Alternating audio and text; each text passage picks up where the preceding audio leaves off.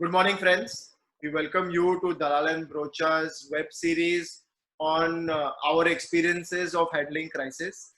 We have two speakers with us today, Mr. Nilesh Dalal, who is the director of Dalal Broacha, who's been involved in the capital market since 1979 and has over 40 years of experience. And our other speaker is Mr. Milind Karmarkar, who's a fund manager at Dalal Broacha. He also has over 30 years of experiences and has seen quite a few ups and downs in his time in the stock market. Dalal Broacha, as a lot of you are aware, is a 6-decade-old financial services firm. We've been involved in everything from stockbroking to PMS to distribution. And our idea about doing this web series today was to share with our clients and investors about our experiences in times of crisis. I would like to ask Mr. Dalal to start with sharing his experience first, and then we will take it over to Mr. Karmarkar. And then we have a few questions and answers which we will ask them. Thank you. I remember my father, Sri Priyakant Bhai Dalal, used to tell me that Dalal & Broacha was started in 1961. The same year, in the month of December, before it could complete 1 year, there was a war with China and the stock market remained closed for 6 months. Because that time the stock market was upcoming and India had just got its freedom 10 years back and the capital market was not very well developed. So there was something like remaining at home, the stock market was locked for 6 months and there was no activity. So right from beginning, we have experienced crises, since our inception. We have seen after that so many crises. There were Dividend Control Act, 2 wars with Pakistan. There was an emergency that was declared in India. There was a Harshad Mehta crisis came in. There was a crisis in 2003. There was a crisis in 2008. And all these crises were very, very severe. And in some of the crises, stock market corrected almost 50%, from its top. So at Dalal & Broacha, we have experienced so many crises. And we have always experienced that after the crises are over, the markets, rebound back with a double speed. That's what is our experience. Mr. Dalal, for sharing your views. Milind bhai, we come over to you now. If you can share a little bit of your experience over the last 30 years about what you have seen in the markets. Yeah. So as you all know, economies move in cycles. There are times when nothing is happening, and then there are times when there is an absolute boom. So in the last 30 years, I have seen at least 2 similar occasions, like post the Harshad Mehta crisis between 93 to 2002, virtually nothing happened in the market. In fact, the stock market didn't move at all. In the last, in those 10 years, the return from the stock market was negative 3%, compounded for 10 years. And after that, from 2003 to 2008, we had mother of all rallies when the market went up 6 times. After that, again, for next 10, 12 years, we again had virtually nothing. Though people say that we have seen a big boom. Actually, if you see over last, between 2008 peak and now, the market returns are just 3%. So again, there is virtually no return. And we are in a situation currently where there seems to be complete helplessness. People don't know what's going to happen. And I must say that this type of a crisis, which is a combined crisis of healthcare as well as an economic crisis, at least I have never seen in my lifetime. But at the same time, no crisis is surmountable. And as the Prime Minister last time said, "Jaan hai to jahan hai." So if once we survive this crisis, and then the entire field is open for us. So I think that is what will happen. There have been crises, but every time there have been crises, we have come out of it. We have seen bank NPAs going up to 10-12%. We have seen passenger vehicle sale falling by 40%. We have seen uh, many companies going bankrupt. Even larger companies like Voltas, Thermax, and many others declaring reducing staff significantly by almost 50 to 60%. And well, I'm not talking of 2018-19. I'm talking of 2002-3. So GDP growth has fallen to about 3.8% that time. But yes, these things keep happening, and one needs to wait it out. So I think we are in a waiting period. The situation is definitely serious. I'm not saying that I don't want to take things lightly. There are issues which we need to deal with, especially in the shorter time. There is a big issue for MSMEs. There is a big issue for daily wage earners. But the same things were true again during demonetization. So we will surmount it. It's not that we can't get over it. We will get over it. But we need to be patient, and we need to keep the resolve that we will be getting out of it. And maybe in another 2-3 times, the markets will be back to normal. That's from my side.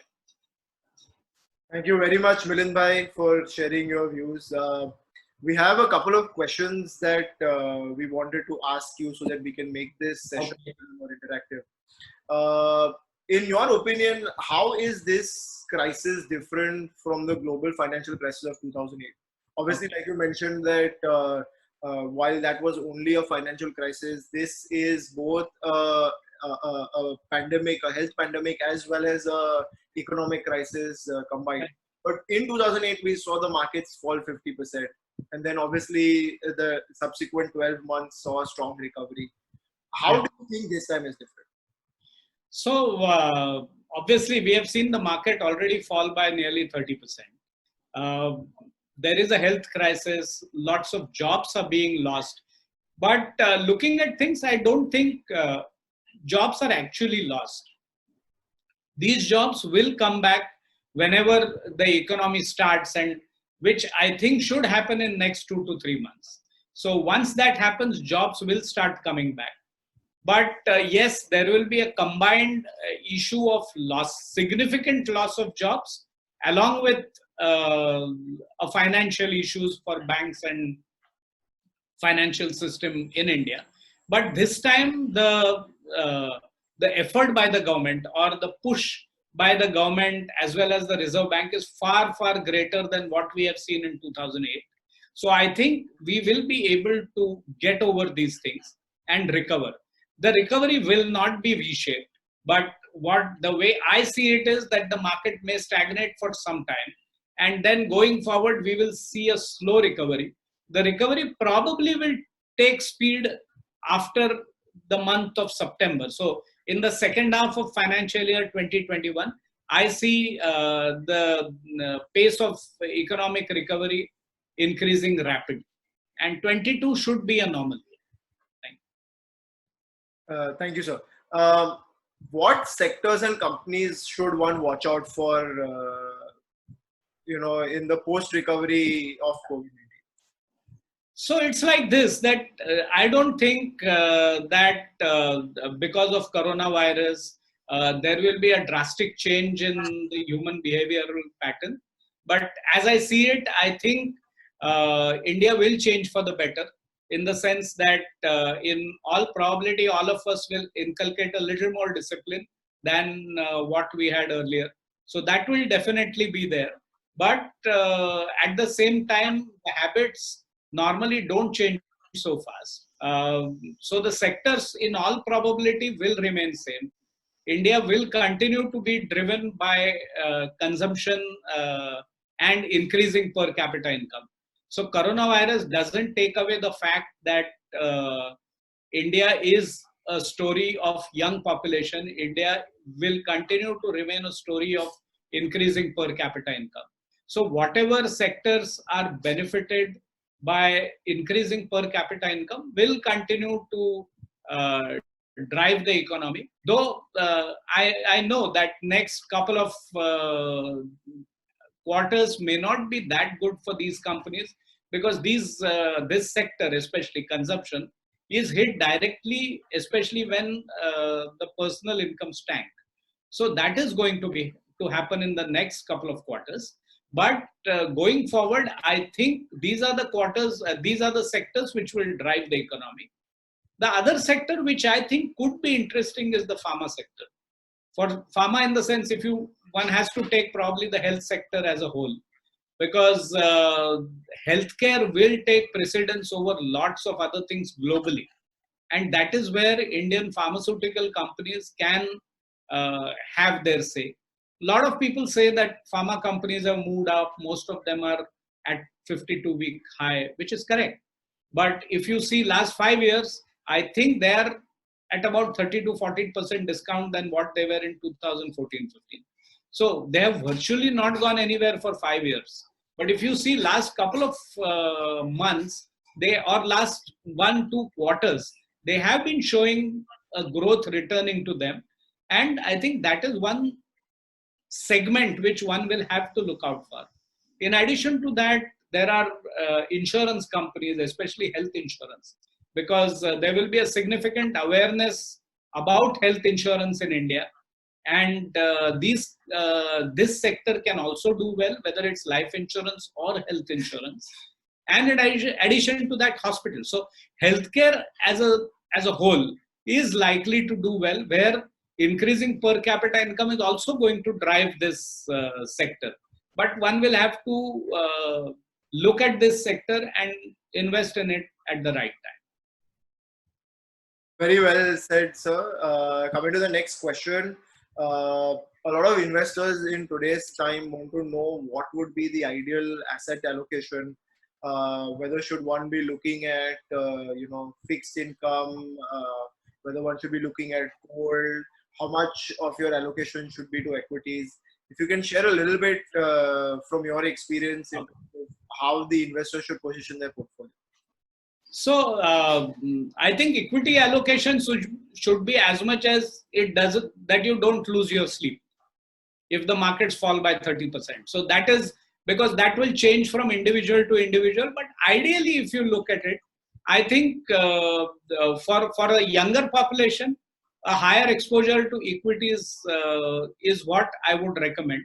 But for the older population, I think about 50 to 60% exposure to equities is good enough. Where balance, and when I'm saying equities, I'm not saying direct equities. It can be, depending on your comfort, it can be through mutual funds, through alternate investment funds, through portfolio management services, or through direct equity. So the choice remains with the individual and his capacity to take risk and his understanding of the markets.